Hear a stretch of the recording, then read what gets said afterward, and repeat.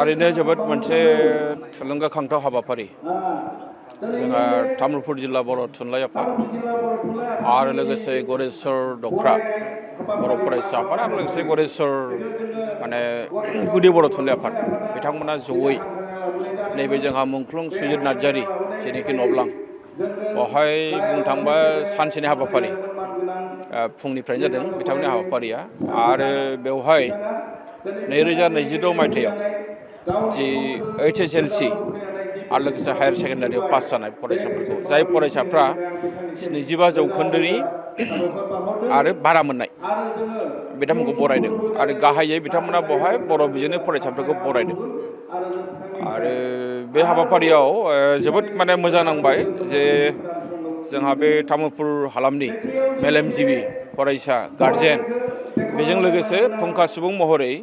मुकुल बसुमतारी बिडिअ देबिटुला development block Kokrajhar बिथाङाबो बाहागो लादोंमोन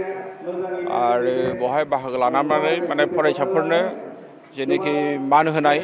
थुलुंगा होनाय बे हाबाफारिखौ दिनै फ्राय बिथांमोना जोबोद मोजाङैनो खुंलांबाय आरो बे हाबाफारियाव जोंहा जिल्ला थुनलाइ आफादनि मानिजाथाव आफादगिरि बाफुराम बर' बिथांनि आफाद सालियाव जालांबाय दा आं दिनै बेखौनो बुंगोन जे दिनै माने बर' बिजों फरायनानै जोंनि फरायसाफ्रा जायफोर मेट्रिक होबाय हायार सेकेन्डारि होबाय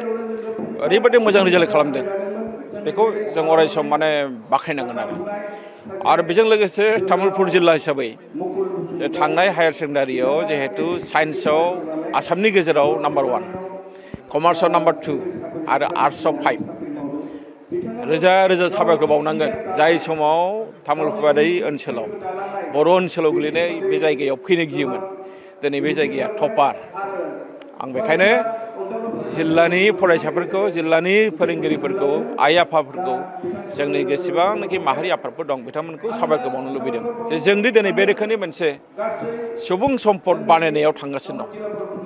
मोनसे समाव बर' ओनसोलाव फैनो गियोमोन बर' ओनसोलाव हाथियार दं माबा दं होननानै नाथाय दिनै तामुलपुरा ओरैबायदि मोनसे बिदिन्थि दिन्थिबाय एग्जाम्पल बियो मानब सम्पद क्वालिटि इडुकेसन दानायाव दिनै बिथांमोना जेरैबायदि आवगायदों बेयो मोनसे आदर्श जाथों गासैबो जिल्लाया बेखौ नुनानै सोलोंथों आं बेखौ दिनै खावलायगोन बे आयदाया एसे सिरियास मेटार जानानै दङ जोंनि मानिजाथाव आफादगिरिया मैया बिथाङा क'क्राझाराव मोनसे प्रेस मिट खालामदों आरो बेजों लोगोसे जों मिथिनायाव माने आसाम सरकारनि जि टेक्सट बुक प्रडाक्सन माने मा होनना बुङो कमिटि बिथांमोना जेरैबायदि बर'नि बिजाबफोरखौ थाब माने राव सोलायनायनि खामानिखौ माने साफायनो हरनांगौमोन बेयाव एसे लेट जादों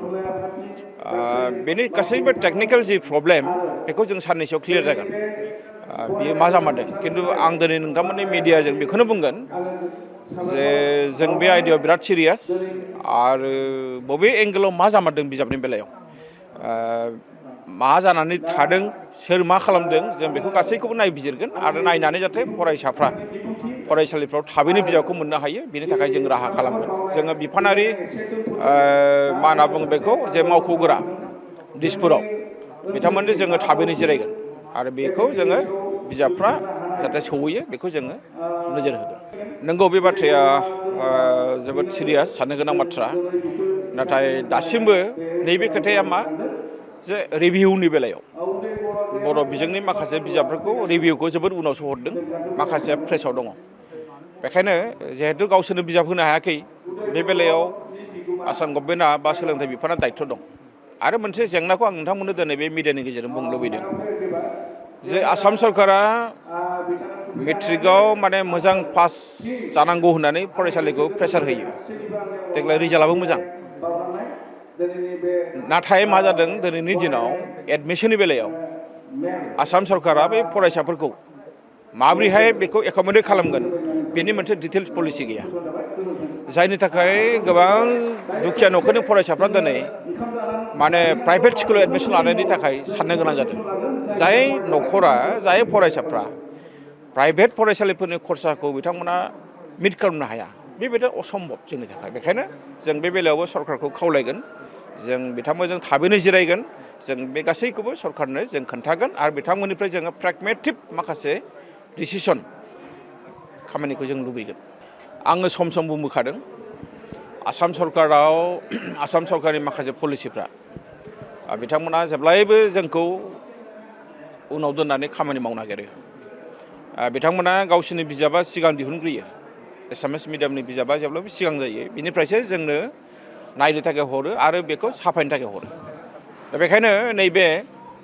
बिमा बाथुलनि नोजोर होननाय बाथ्राया बेखौ जोङो फंसे खोथायावनो नङा होनना बुंनो हाया। थारमाने आसाम सरकारनि माखासे पलिसिफ्रा जेब्लायबो जोंनि उल्थायै खारो थारमाने। दा जेरै जोंहा दायो नोंथां सोंनाय बायदि आनजादा फैगासिनो दं, दासिमबो बिजाबा जायाखै। बहाय मा जुक्ति होगोन बिथांमोना? जोंथ' बिथांमोनाव सोंगोन। दा बेखायनो जोङो बिथांमोनाव सोंना लागोन, बिथांमोननिफ्राय जों खोनासंगोन जे जाहोना मा? बिजाबखौ हरदोंब्ला मानो सफैयाखै? बिजाबखौ साफायदोंबा मानो जों मोनाखै? बर' बिजोंनि फरायसाफ्रा दिनै जेरैबायदि बिजाबनि आंखाल जादों फरायसालिफ्राव, बेनि सोमोन्दै गभर्नमेन्टआ जोंनो क्लियार मोनसे इनफरमेसनखौ जोंनो होनांगौ। बेखौ जोङो नायनि।